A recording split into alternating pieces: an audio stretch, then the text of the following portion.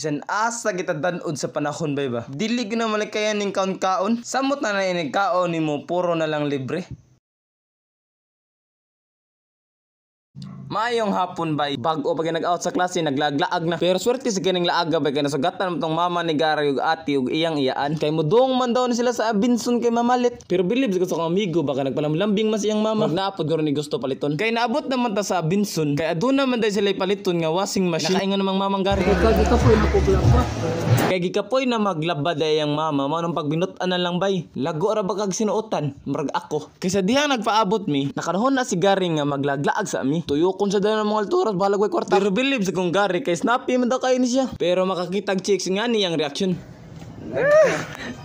Pigaon jud bata ah. Natuyok na lang namong alturas. Pero wa may kwarta gipagawas, kay wa mo may kwarta.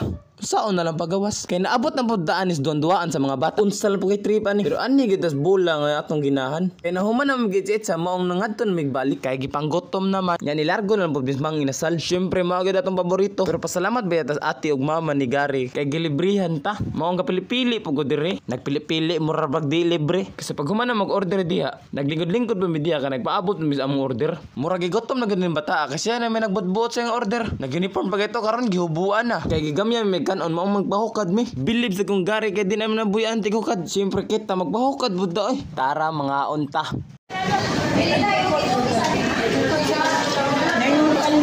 Short na lang ito. Ayun, nagbabatigin. Mamagayan mo pa.